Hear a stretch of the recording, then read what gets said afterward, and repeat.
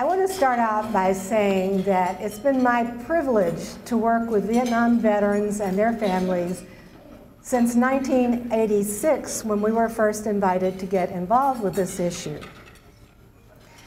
We would all be horrified if the government suddenly announced that we were going to send children to war. But when we send soldiers to toxic battlefields where they're exposed to chemicals like Agent Orange, we're already doing this, and those children are going to live with the legacy of those exposures for the rest of their lives. When we were first asked to get involved with Agent Orange, we looked into what do we know about it? Well, we knew that 65,000 cases had been reported to the court of children that had some kind of problem. But no one would tell us what these problems were. We didn't know if they all had heart defects, or learning disabilities, or attention disorders, or spina bifida. And that's an absolutely important thing to know, because when you're studying the causes of birth defects, you're looking for patterns of birth defects that are as distinctive to that cause of birth defects as your fingerprint is to you. All the major causes of birth defects, thalidomide, radiation, DES, dilantin, methylmercury, fetal alcohol syndrome, were first discovered by what we call the alert practitioner. That's doctors or clinics starting to see a group of children who had the same types of problems. And then they would go on to look for similar exposures. We had already been working to develop a project that we thought could take the alert practitioner concept and take this to a national level. So we were in the development of the National Birth Defect Registry when we were asked to get involved with Agent Orange. So the first thing we did was to contact some of the groups working on Agent Orange, and one of those was the New Jersey State Agent Orange Commission. And any of you here who are familiar with that commission knows that Dr. Peter Kahn, who worked on the Point Man project, was part of the commission. At the time we started working with them, Bill Lewis was part of that commission. The New Jersey Commission helped us design the part of the registry that collects data on the children of birth of Vietnam veterans. So it's very specific to the places you may have served, to the types of exposure you may have had. And the other thing that the New Jersey Commission did, over my strenuous objections, they insisted that we add categories for learning, attention, immune, endocrine, childhood cancer.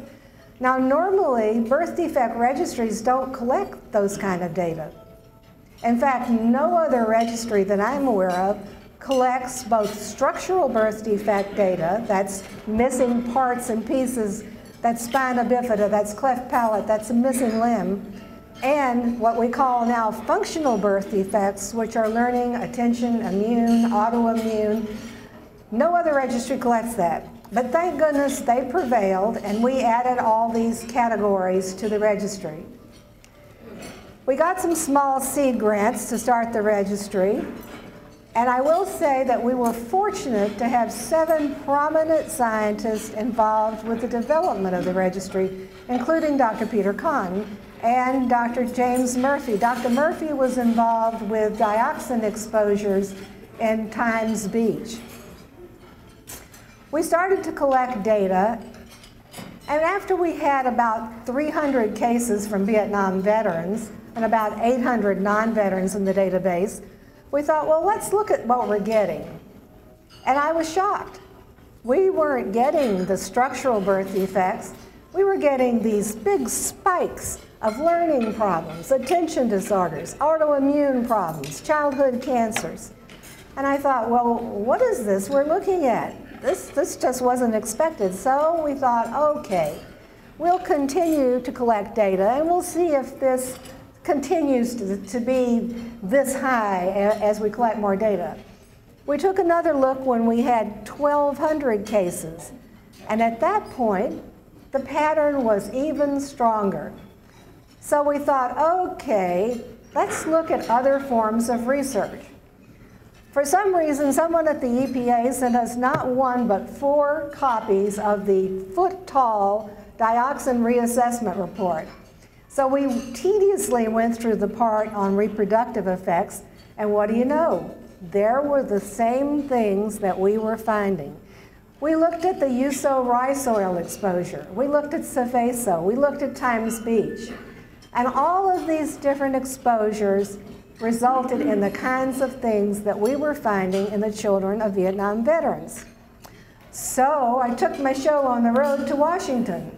I presented at the very first Iom meeting on a big stage with a little tiny stoplight. They let you speak for exactly 7 minutes. I don't know what happens after that. I think they may pull you off and kill you or something, but scientists are all over here. I'm up here, scared to death in this huge auditorium, telling them what we're finding, and that we believe that at the bottom of all of this may be effects on the development of the prenatal immune system.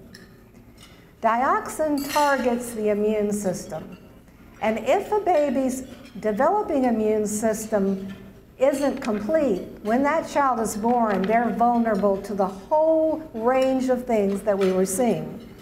Well, the scientists were very polite. The committee chair was very polite. They didn't say we were wrong, they just didn't do anything. So 2 years later, when the committee met again, this time we went up with the state of New Jersey. We thought we need more clout, so Bill Lewis and I went up and we did a co-presentation. Still didn't get any respect. We went one more time, the third meeting, presented again. In the interim, I went to a dioxin meeting and met Admiral Zumwalt and told him about our data. He was very supportive of what we were doing. We still couldn't get them to pay any attention.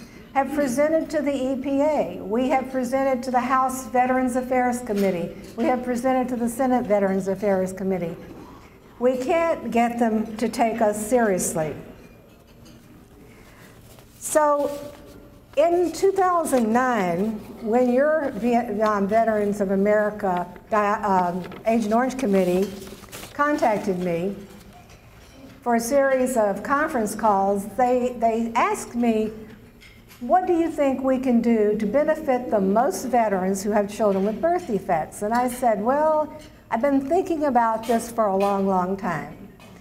Since '86, when we first got involved, when the telephone rings in our office, most of the time it's a Vietnam veterans family, and most of the time they're telling us a similar story, and we're always frustrated because we don't know where to send them for help. The average doctor doesn't know anything about these problems.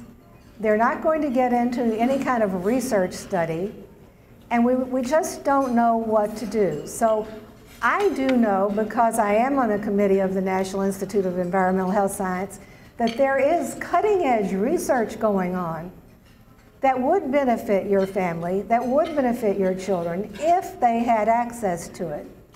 So I suggested that a center of excellence could be set up for your family to be able to take your child, and of course these are young adults now, to these centers, and we need to look for the markers that show that this pattern is indeed associated with Agent Orange.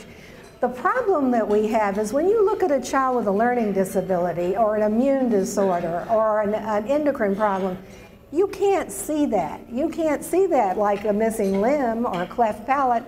So we have to have a medical profile that goes from one child to the other that says that these children all have a similar thing going on. And that research, that kind of research, does exist. Now, the National Institute of Environmental Health Science already has 5 centers of excellence. So this is not a whole new idea. This is an idea that has been done. It's an idea that can be economically done if we approach it in a certain way. So the committee seemed to like the idea and made it part of their legislative package with a few changes. And we opened up on a site called causes.com a national petition to build a groundswell of grassroots supports for this. Because in Washington today, you don't want to go up there and ask them to fund something new. You've got to make them believe that the public wants this. On Causes, we opened this on Causes in November, and so far we have 14,000 signatures. There was a little dog in Florida, a beagle, that nipped a toddler who was fooling around with it while I was eating. They were going to put it down because that's the state law. In 1 month, they gathered 100,000 signatures. Now, I know that you can gather 100,000 signatures for your children. And it doesn't have to be just you. It can be your friends, your neighbors, your church members, your bowling league, whatever. On Causes, the one problem is you do have to sign in through Facebook. And I know that some of you don't have Facebook accounts. I have talked to the people at Causes, and in September, they have said they're making changes where you'll be able to go in with just an email. But don't let the Facebook thing stop you. You can open a Facebook for a brief time to sign on. If your child is not registered, if you go to our website, in the middle of the website, there's a purple top that says research. Right under that says Birth Defect Registry. Click on that. There's a video that tells you about the registry. There are questions and answers that tell you what we do with the registry data, how it's funded. No, we don't get government funding. Wish we did sometimes, but we do not. If you are comfortable with all of that, click on the big red check mark. Go in, create your ID and passcode, and fill out and submit your questionnaire, because there is power in numbers. We don't represent wealthy people. We don't have a lot of money to lobby, but we represent a huge, huge voting pool. If you think of yourself, your family, your extended acquaintances, you represent power. Power. And you've got to exercise this power by registering, and then if you go to the front, there's a little label we added. This is for Causes. Go on to Causes, sign up, doesn't cost you a thing. It's something, I know that you're busy. I know that many of you are ill. I know that you have children with horrific problems. And I'm not going to ask you to go march in the street, but you can sign this. There is a government site for petitions. To get the government to pay attention to you, you have to gather 100,000 signatures in a month. Somebody asked me, why didn't you go on the government site? I said, well, it's taken us, I don't know, what, 5-6 months to gather 14,000 signatures. You've got to let them know that they owe your children. You went to war in good faith. You served your country. Your children should not be suffering from the legacy of what you did in honor. I appreciate the opportunity to speak to you today. Thank you very much.